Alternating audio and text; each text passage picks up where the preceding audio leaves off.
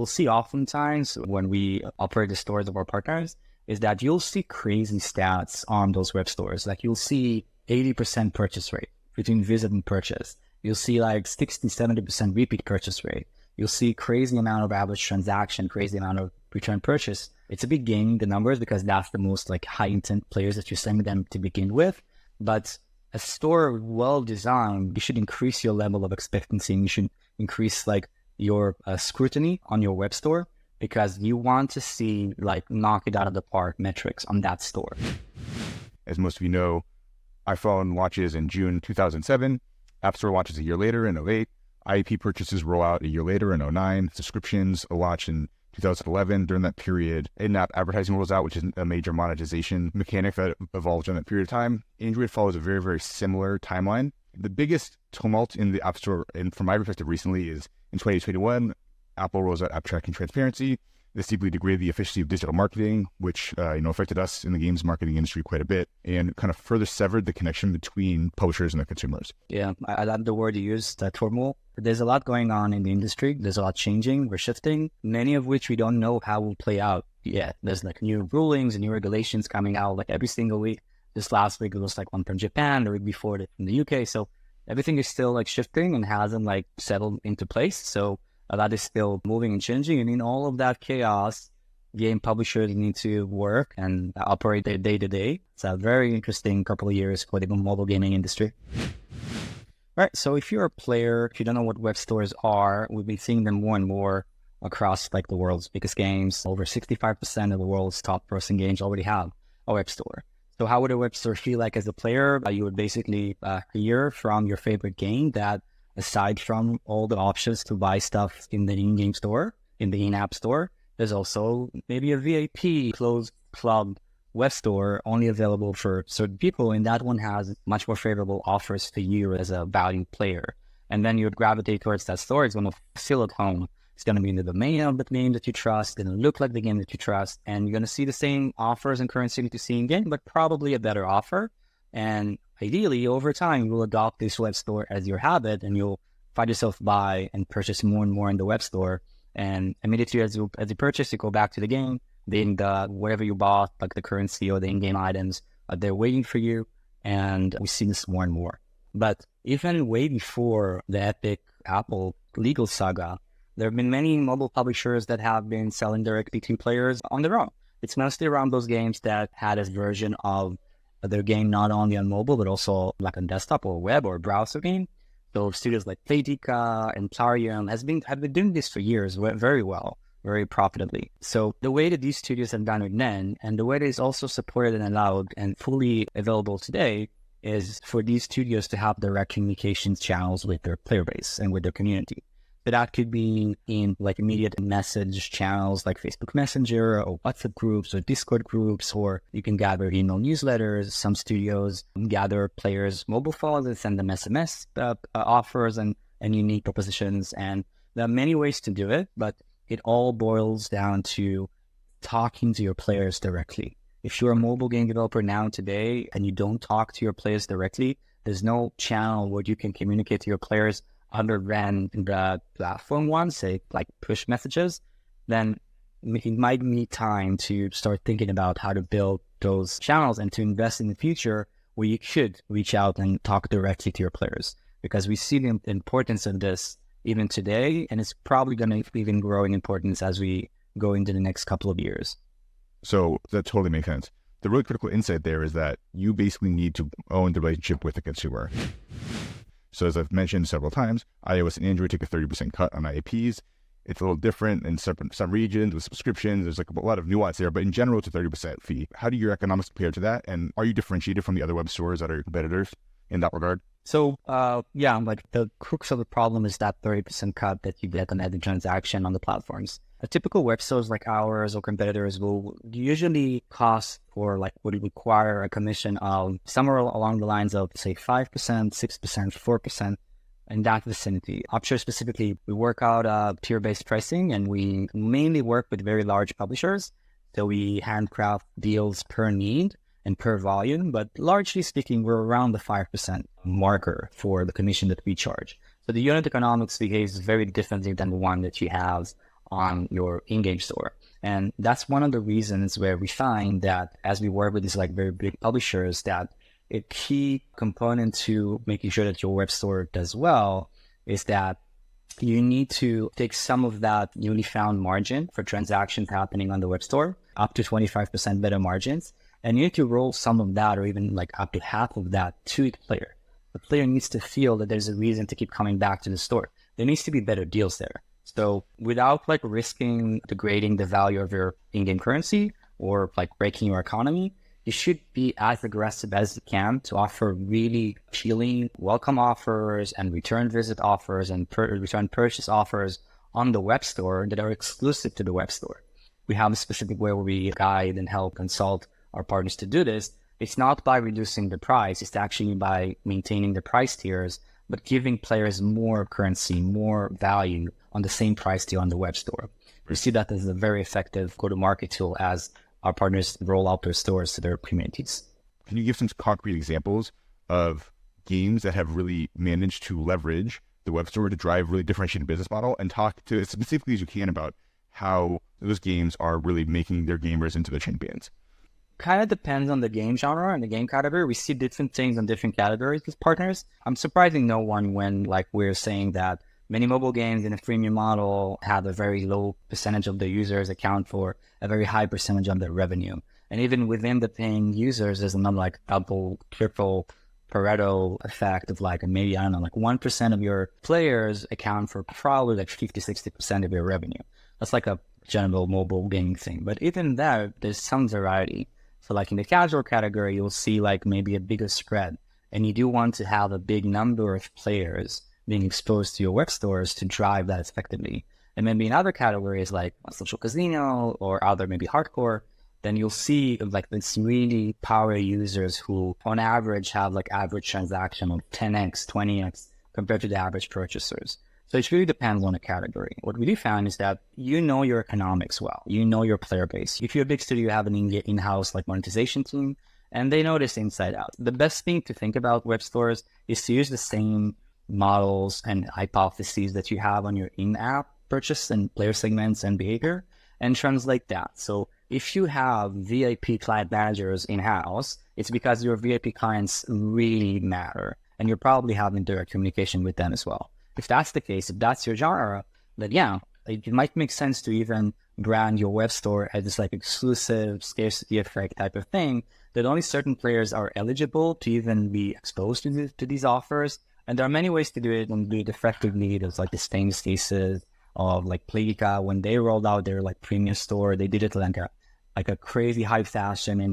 like a high ballers event in Las Vegas where they invited over all of their VIP clients and they did a good time. And it's very, very high end, high touch. As opposed to that, someone from like a casual genre might make sense to open the store to everyone because every purchaser is a potential purchaser. And then the delta between a power user and a more casual users is not 20x, it's not 10x. So you want to achieve volume. You want to send a lot of people top of funnel. So eventually from the purchases, you'll make your earning from the quantity and not necessarily just from this like very specific power user profile compared to other categories. So historically, like big studios have been doing this for a while. Have been able to like even pass like the glass ceiling of say 20%, 25% of their overall revenue being charged and processed directly in like the web stores. And then public companies like Huge Games have released in their latest earnings call that they're already reaching say 12% from the total revenue being processed by the web store. And then other studios have been seeing a lot of success. Generally speaking, when we talk to partners, we can fully believe that it's very doable and achievable to reach 20% to 30% of your overall revenue and increase your revenue overall by 30%, 30% of incremental revenue by building and operating a good, natural, like high quality web store. That's one interesting stat, I think. It's like studios are already doing this and doing this at scale. As I mentioned before, like over 65% of studios, top grossing studios already have a web store. And in some categories, that adoption rate number climbs up to 80%. If you look at like social casino category, 80% of top 10 grossing studios already have a web store. One other interesting stat that arcs back to what you asked before about like, who do we send to the web stores? And if we send our most like high intent VIP clients, then That's usually the case. So what we'll see oftentimes when we operate the stores of our partners is that you'll see crazy stats on those web stores. Like you'll see 80% purchase rate between visit and purchase. You'll see like 60, 70% repeat purchase rate. You'll see crazy amount of average transaction, crazy amount of return purchase. It's a big game, the numbers, because that's the most like high intent players that you're sending them to begin with. But a store well designed, you should increase your level of expectancy, and you should increase like your scrutiny on your web store, because you want to see like knock it out of the park metrics on that store. You want to see a smooth experience. You want to see your players returning. You want to see your players purchasing on high amounts from each visit to purchase. And we're seeing that across the board. So these stores are converting like crazy, and if built well, they show a lot of promise. Like our partners, we talk to them all the time, and we discover together like new ways to like increase the pie, have more discoverability, find new players. Because when you have a web store, you're finally able to use tools that weren't available to you before when you only had an in-app store. For example, when you have a web store, you're in the realm of e-commerce now. So you can take off from the well-trodden path of, say, travel or insurance or whatever. Like a lot of the industries that have like cracked e-commerce. So you can look at like some unique Facebook ads or a lot of like new advertising opportunities with very specific deep links to a specific offer or carousel of offers. You can look at SMS marketing, and there's a lot of ways that you can leverage to find your players in new channels and new mediums and educate them about the fact that you have a web store. So if you're able to target them, if you're able to target players that like your game, maybe they follow your socials, then you can educate them about the fact that there is a store now, and you can meet them in different places than you were able to before, and you were only bound to promote your app on the App Store. I will say, however, that unlike one of the values that you get from app stores, which is distribution and new growth, when you have a web store, it's on you, right? The good side is that you don't pay 30% tax, but the other side of that coin is that you need to bring in the traffic. You need to find your players. You need to be able to target them. As we said before, you need to be able to have direct communication with them, but you are now responsible for growing your player base and growing your traffic to your web store.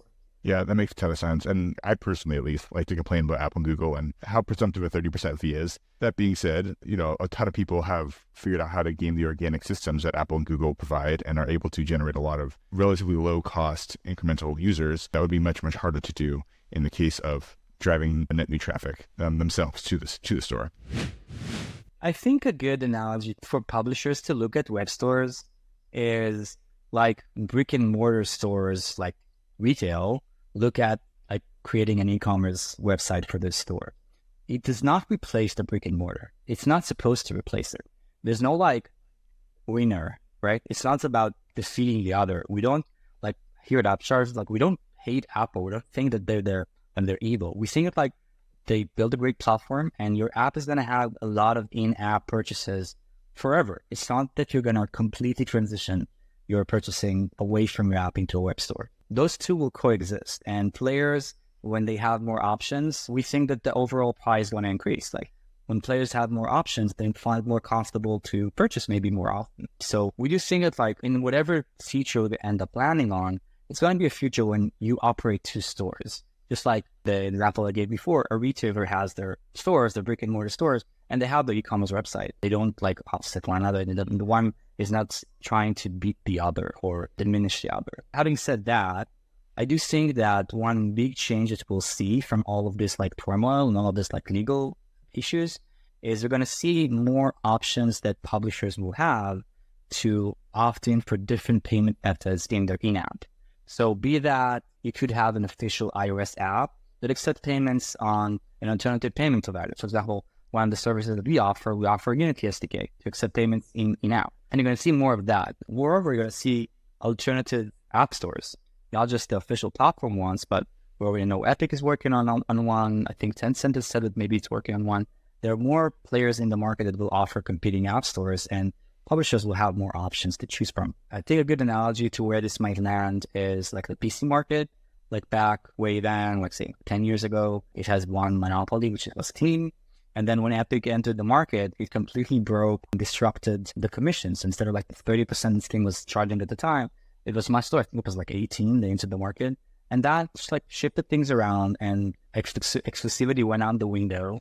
And then like very soon, publishers could publish their game across many platforms.